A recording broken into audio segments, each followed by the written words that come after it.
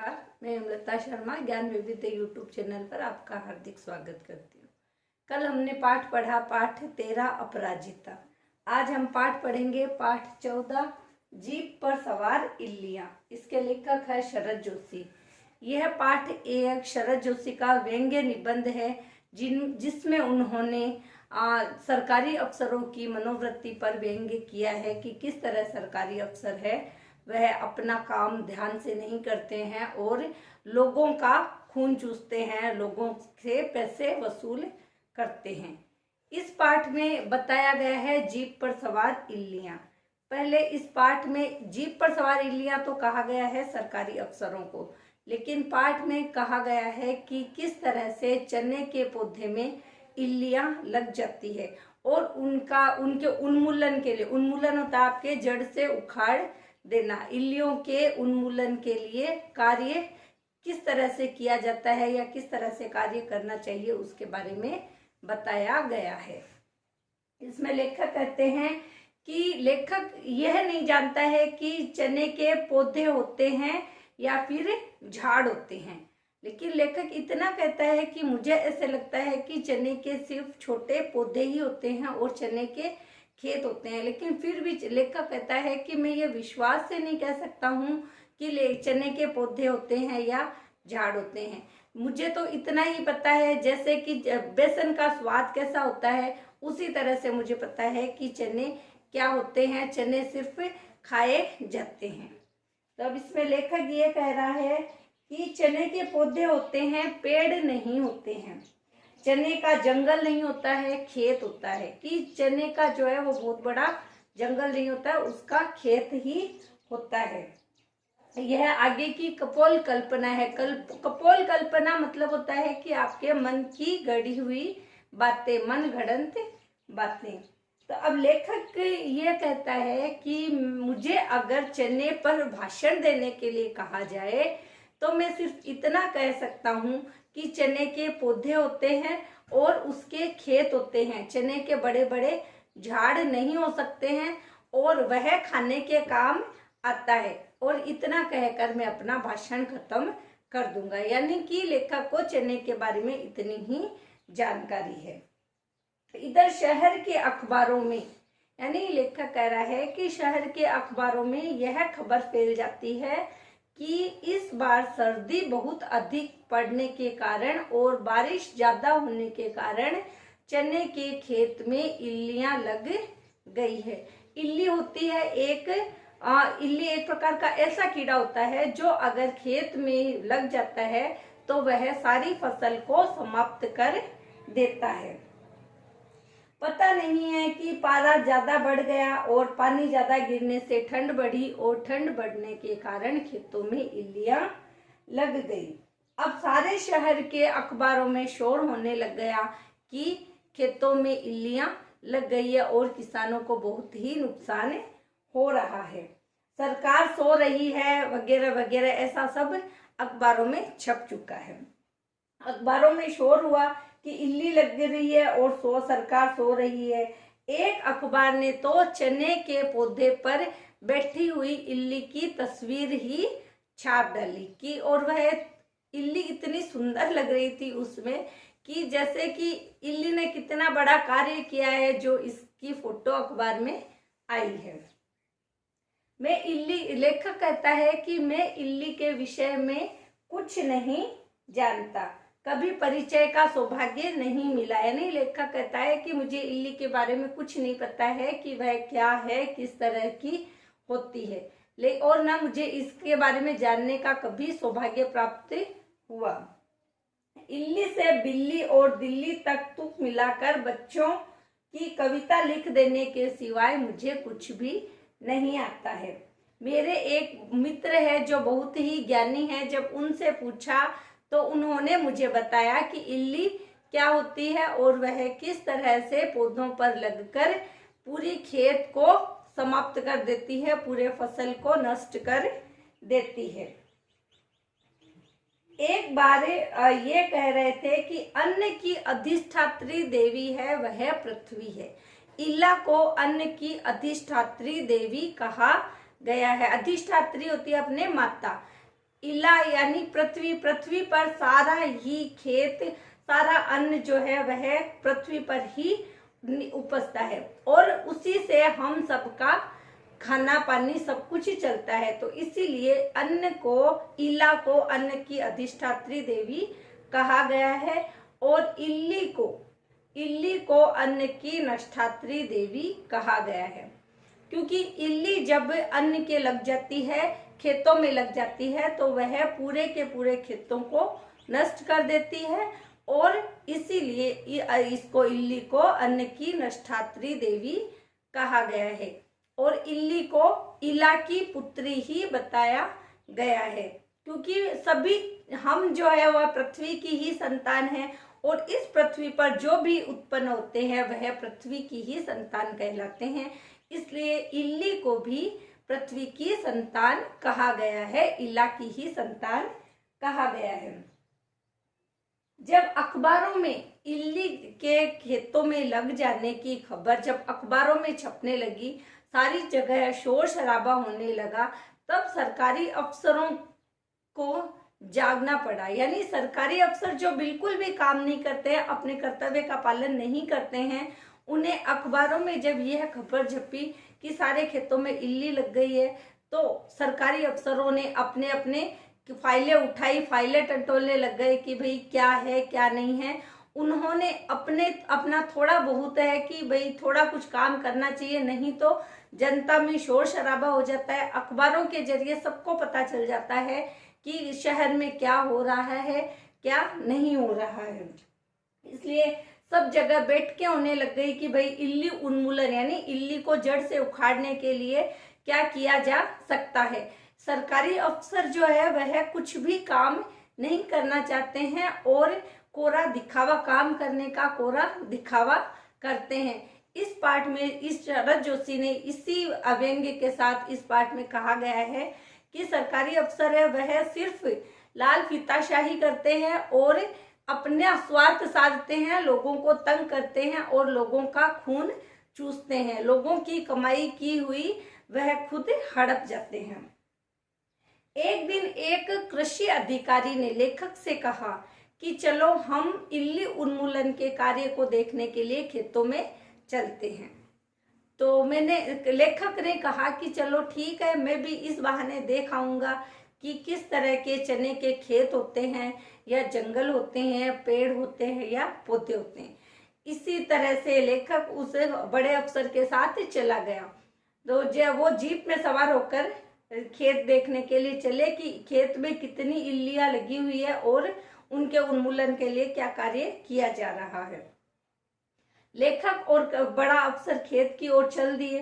फिर वहां पर जैसे ही वो खेत में पहुंचे तो वहां पर एक छोटा अफसर वह उस बड़े अफसर का इंतजार कर रहा था। बड़े अफसर ने कहा कि क्या यहाँ पर इल्लियां लगी हुई है?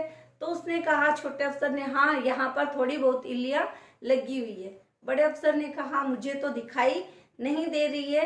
तो बोला एक दो इल्लियां है तो उससे कोई ज्यादा नुकसान नहीं होता है। इस तरह से बातें करते करते वो तीनों आगे बढ़ रहे थे। छोटा अफसर है वह बड़े अफसर की हाँ में हाँ मिलाता जा रहा था, चाहे उसकी बात सही हो चाहे गलत हो, और लेखक उन दोनों की बातें सुन रहा था। कभी कभी बीच बीच में बड़ा अफसर लेखक को कह देता था कि ये खेत है, ये इस तरह से है और है, तो लेखक उनकी बातों को सुन रहा था। कोई 1.5 घंटे बाद वह पैदल चलने लग गए और चलते चलते उस खेत में पहुंच गए और खेतों के बारे में वो जानकारी हासिल करने लग गए। वह बोला कि जब लेखक ने उससे किसान से पूछा कि तुमने जब इसको खेत को खोदा तो इसमें से क्या निकला? किसान ने लेखक का आशय नहीं समझा। उसने कहा कि इसमें से मिट्टी निकलती है। तब लेखक ने कहा यह तो मुझे पता है, मैं इतिहास के बारे में जानकारी रखता हूँ इसलिए पूछ रहा हूँ, क्योंकि कई जगह खोदने से खंडहर निकलते हैं जिससे पता चलता है कि यहाँ पर कभी नगरीय सभ्यता हुआ करती थी। और जब खेत को खोदते हैं और वहां से मिट्टी निकलती है तो उससे हमें यह पता चलता है कि यहाँ पर पहले से भी खेत ही थे। इस तरह से लेखक किसान से जानकारी लेता हुआ आगे बढ़ रहा था। आगे आगे बड़ा अफसर चल रहा था और उसके पीछे पीछे हाँ में हाँ मिलाता हुआ छोटा सरकारी अफसर चल रहा था, जो उसकी हर बात में हाँ मिला रहा था। छोटा अफसर इस खेत में, बड़े अफसर ने कहा कि इस खेत में इल्लियां तो नहीं है। तो छोटे अफसर ने कहा, हाँ सर, इस खेत में इल्लियां नहीं है, सिर्फ एक आधी इल्लियां हैं जो खेत में ज्यादा नुकसान नहीं पहुंचाती है। कुछ तो हमेशा रहती है, कोई खास बात नहीं, फिर भी खतरा बढ़ सकता है। बड़े अफसर ने कहा कि अगर ये इल्लियां ज्यादा हो जाए तो खतरा बढ़ सकता है। सुना है सारा खेत सूना कर देती है। सूना कर देती है यानी कि सारा खेत ही है वो समाप्त कर देती है। अगर कहीं अन्य पे इल्ली लग जाती है, खेतों में इल्लियां लग जाती है, तो वह सारा खेत है वह समाप्त कर देती है, फिर फसलों में कुछ भी नहीं बचता है। इस खेत पर छिड़काव करवा देना चाहिए। बड़े अफसर ने कहा कि इस खेत पर हमें दवाइयों का छिड़काव करवा देना चाहिए जिससे कि इल्लियां नष्ट हो जाए। आगे चलते चलते जब बड़े बड़े खेत के चने के बड़े बड़े पौधों को देखा तो बड़े अफसर का मन चनों को लेने के लिए हुआ। तो उसने छोटे अफसर से कहा कि किसान से कह दो कि चने के बूटे उखाड़कर जीप पर रखवा दे, मैं अपने घर ले जाना चाहता हूं, मैं अपने घर ले जाऊंगा। तो छोटे अफसर ने किसान को घुरकते हुए कहा, अरे इधर आओ, क्या तुम्हारे खेत में इल्लियां हैं? किसान बेचारा डर गया कि अगर मुझे खेत में इल्लियां हैं और ये लोग मेरे खेत को जब्त कर देंगे तो फिर मैं आगे क्या खाऊंगा। तो वह बेचारा डरते हुए कांपने लग गया। उसने हाँ में हाँ मिलाते हुए कहा, हाँ सर, है, नहीं है, थोड़ी है, ऐसे। तो फिर छोटे अफसर ने किसान से कहा कि चने के बूटे उखाड़ कर खेत में रखवा दो, साहब घर ले जाएंगे। अब बेचारा किसान डरता क्या नहीं करता, और वह छोटे छोटे पौधों को, चने के पौधों को उखाड़ कर, बहुत सारे चने के पौधों को उखाड़ कर उसने जीप में रखवा दिया। और इस तरह से आगे बातें करते करते किसान उनको देख रहा था। बड़ा अफसर छोटा अफसर आपस में बातें कर रहे थे। तो आगे चलते चलते बड़े अफसर ने लेखक से कहा कि मुझे खेतों में बहुत अच्छा लगता है और खेतों में आने पर मुझे सुकून और शांति मिलती है। तो लेखक मन में सोचने लगा कि क्यों नहीं मिले, ऐसे अगर चने के पौधे या सब कुछ लेने के लिए मिल जाए तो सभी को अच्छा लगता है। बड़े अफसर ने कहा कि मुझे मैथिली शरण गुप्त की वह ग्राम जीवन पर लिखी कविता याद आती है जिसमें मैथिली शरण गुप्त ने गांव के खेतों के बारे में लिखा था। तो लेखक मन में व्यंग करते हुए सोचता है कि मैथिली शरण गुप्त को यह थोड़ी पता था कि तुम जैसे भ्रष्ट अधिकारी आकर किसानों का नुकसान करेंगे। आते तो इल्ली उन्मूलन के लिए हैं और उनकी फसल का आधा हिस्सा वह घर ले जाते हैं। इस तरह से लेखक ने अफसरों की लाल फीताशाही पर और किसानों के शोषण करने के बारे में इस कविता में बताया है। लेखक ऐसा सोचता है कि ये इल्लियां जो है वह खेतों में लगी है और खेतों की फसलों को नष्ट कर देती है, लेकिन यहाँ पर तो हम जीप पर सवार होकर ही इल्लियां आई है जो किसान के खेत को नष्ट कर देती है, यानी कि किसान के जो खेत है उनमें से फसलें जो पौधे उखाड़ कर अपने घर ले जाती है। इसी तरह से सिर्फ चने के पौधों की ही बात नहीं है, ऐसे बहुत सारे अफसर हैं जो इतने भ्रष्ट होते हैं और वह जनता का शोषण करते हैं। जनता की जमीन में किसान इतनी मेहनत करते हैं और फसल उगाते हैं और उन फसलों को हड़प जाते हैं। उनके जो फसल होती है उन्हें आधे दामों में खरीद कर फिर उन्हें ऊंचे दामों में बेच दिया जाता है। इस तरह से अफसर लेखक शरद जोशी ने आज की जो सरकारी मनोवृत्ति है उस पर व्यंग्य करते हुए कहा है कि किस तरह से यह सरकारी अफसर जो होते हैं, राजनेता होते हैं, वह खुद तो काम तो कुछ नहीं करते हैं और अपनी कर्तव्यहीनता दर्शाते हैं कि उन्हें अपना कर्तव्य क्या है इसके बारे में कोई मतलब नहीं होता है। उन्हें मतलब होता है तो सिर्फ अपना पेट भरने से और लोगों से किस तरह से धन वसूल किया जाए उससे ही उन्हें मतलब होता है। तो इस पाठ में जीप पर सवार इल्लियां कहा गया है किसे? इस पाठ में जीप पर सवार इल्लियां उन भ्रष्ट सरकारी अफसरों को कहा गया है जो कि खेतों में किसानों की फसलों को ले लेते हैं और उन्हें कुछ भी देते भी नहीं है। इल्लियां तो होती है वह खेत को नष्ट कर देती है, समूल नष्ट कर देती है, खा जाती है। और ये जो अफसर और होते हैं, अफसर राजनेता और होते हैं, यह इल्लियों की जगह खुद इल्लियां बनकर किसानों के खेतों को चौपट कर देते हैं। तो इस तरह से इस पाठ में लेखक शरद जोशी ने सरकारी अफसरों की मनोवृत्ति पर व्यंग्य किया है। अब मैं आपको इस पाठ के प्रश्न उत्तर बताऊंगी। प्रश्न उत्तरों में आपके हैं, खेतों में इल्ली लगने का क्या कारण बताया गया है? खेतों में इल्ली लगने का कारण बहुत ज्यादा सर्दी पड़ने, बारिश होने की वजह से पारा बढ़ गया और पारा बढ़ने की वजह से खेतों में इल्ली लग गई। आपके ये इस पाठ के शब्दार्थ हैं, कपोल कल्पना, मन की गढ़ी हुई बातें। जो मन गढ़ंत बातें होती है उसे कहा जाता है कपोल कल्पना। उन्मूलन, जड़ से उखाड़ देना, किसी भी कार्य को का उन्मूलन किया जाता है कि किसी भी अगर कोई गलत कार्य हो जाता है तो उसे जड़ से उखाड़ देना, जड़ से समूल नष्ट कर देना। इल्ली जब अगर खेतों में लग गई है तो उसको जड़ से उखाड़ देना, उस पर दवाइयों का छिड़काव करना। वक्तव्य होता है आपके कथन, अधिष्ठात्री माता, इत्मीनान, धैर्य। इसको अन्न की अधिष्ठात्री देवी इला को कहा गया है। लेखक को कृषि अधिकारी कहाँ ले गए? यानी लेखक शरद जोशी को कृषि अधिकारी है वह कहाँ लेकर गए? लेखक को कृषि अधिकारी चने के खेत में ले गए कि चलो हम इल्ली उन्मूलन का कार्य देखकर आते हैं कि वहां पर कार्य किस तरह से किया जा रहा है। किसान कब और क्यों घबराया?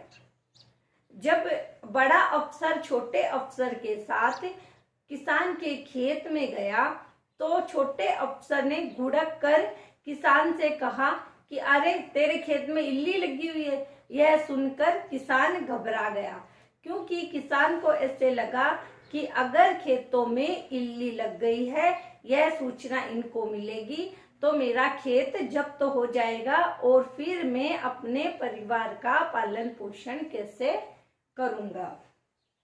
अन्न की अधिष्ठात्री देवी कहा गया है। अन्न की अधिष्ठात्री देवी किसे कहा गया है? तो इला को, इल्ली को, नष्ठात्री देवी को या फिर कृषि विभाग को। अन्न की अधिष्ठात्री देवी इला को कहा गया है। इला यानी पृथ्वी। मुझे खेतों में अच्छा लगता है, यहाँ सचमुच जीवन है, शांति है। यह वाक्य किसने कहे? यह वाक्य बड़े अफसर ने कहे, उससे लेखक शरद जोशी से कि मुझे खेतों में अच्छा लगता है। पाठ के लेखक का नाम बताइए। तो पाठ के लेखक का नाम है आपके शरद जोशी। इल्लियों को किसकी पुत्री बताया गया है? इल्लियों को इला की पुत्री बताया गया है और इला होती है आपके पृथ्वी। तो इल्लियों को इला यानी पृथ्वी की पुत्री बताया गया है। किसान को जीप में क्या रखने के लिए कहा गया है? तो किसान को जीप में चने के बूटे यानी चने के पौधे रखने के लिए कहा गया था क्योंकि बड़ा अफसर है वह चने के भुट्टों को अपने घर ले जाना चाहता था। खैर, सरकार जागी, मंत्री जागे, अफसर जागे, फाइलें उदित हुई। ऐसा किसने और क्यों कहा? ऐसा लेखक शरद जोशी ने कहा क्योंकि जब यह खबर अखबारों में छपने लग गई कि चने के खेत में इल्लियां लग गई है बारिश बहुत ज्यादा आने और सर्दी बढ़ने के कारण पारा गिर गया और इस वजह से खेतों में इल्लियां लग गई है। तो इल्लियां लगने की बात अखबारों में छपने लग गई और इतनी जोर शोर से यह बात होने लगी अखबारों में, जनता के बीच में, जिससे सरकारी अफसर है वह जाग गए। यानी कि सरकारी अफसरों ने सोचा कि अब तो देखना ही पड़ेगा कि क्या हो रहा है क्या नहीं हो रहा है, इसलिए उन्होंने अपनी फाइलें है वह टटोलनी शुरू कर दी और उन्होंने ये मतलब कोरा दिखावा करना शुरू कर दिया कि हाँ हम काम कर रहे हैं, हम इल्ली उन्मूलन के लिए काम कर रहे हैं। तो इसीलिए यह कहा गया है कि फाइलें उदित हुई, मंत्री जागे, अफसर जागे, यानी सारे लोग, सरकारी लोग है वह सचेत हो गए कि आखिर यह क्या हो रहा है, किस बात के लिए अखबारों में इतना तूल दिया जा रहा है।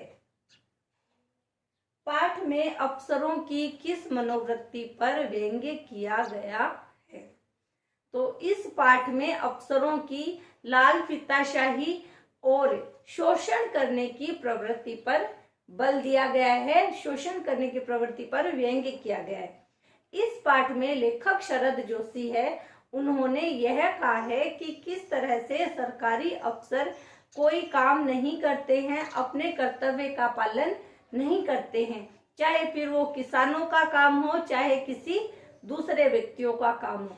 अब जब यह बात हुई कि खेतों में इल्लियां लग गई है तो अफसरों ने कोई ध्यान नहीं दिया, लेकिन जब यह बात जोर पकड़ने लग गई, अखबारों में खबरें छपने लग गई, तब वह सरकारी अफसर जागे, उन्होंने अपनी फाइलें टटोलनी शुरू कर दी कि आखिर यह सब क्या हो रहा है। तो इस तरह से लेखक शरद जोशी ने इस पाठ में सरकारी व्यक्तियों की, सरकारी आदमियों की मनोवृत्ति पर व्यंग्य किया है कि किस तरह से वह कर्तव्यहीन होकर सिर्फ अपने मतलब की सोचते हैं, किसानों के या और जनता के कोई भी मतलब की बात नहीं सोचते हैं और उनका शोषण करने में लगे रहते हैं। अखबारों में किस बात की चर्चा होने लगी?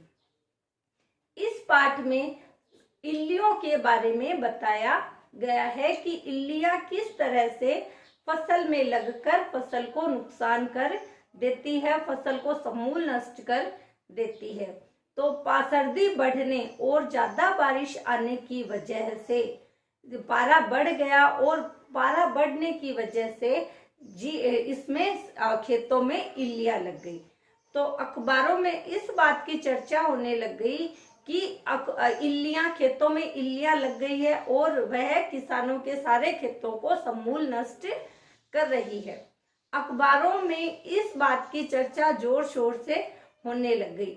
एक अखबार ने तो उस पे चने के पौधे पर जो इल्ली थी उसकी बड़ी सी सुंदर फोटो लेकर अखबार में छाप दी, जिससे लोगों को और सभी को यह पता चल गया कि खेतों में बहुत सारी इल्लियां लग गई है जो खेतों को नष्ट कर रही है। इस बात को जब ये अखबारों में बहुत ज्यादा चर्चा होने लगी तो सरकारी अफसरों को ऐसा लगा कि अब तो हमें कुछ न कुछ करना पड़ेगा वरना सभी हमारे ऊपर आ जाएंगे। तब उन्होंने अपनी फाइलें निकाली और उन्हें देखने लग गए कि हमें किस तरह से इल्ली उन्मूलन का कार्य करना पड़ेगा। लेखक ने इल्ला को अन्न की अधिष्ठात्री देवी और इल्ली को अन्न की नष्टात्री देवी कहा है, क्यों? लेखक ने इल्ला होती है अपनी पृथ्वी, इल्ला को अन्न की अधिष्ठात्री देवी इसलिए कहा गया है क्योंकि जो कुछ भी पैदा होता है वह इसी पृथ्वी पर पैदा होता है। इल्ला जो पृथ्वी है वह हमें अन्न प्रदान करने वाली है और एक इल्ला को आहार देने वाली भी कहा गया है।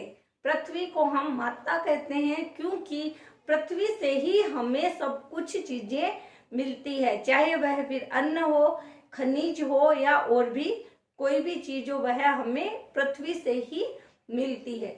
इसीलिए अन्न को अधिष्ठात्री, इल्ला को अन्न की अधिष्ठात्री देवी कहा गया है।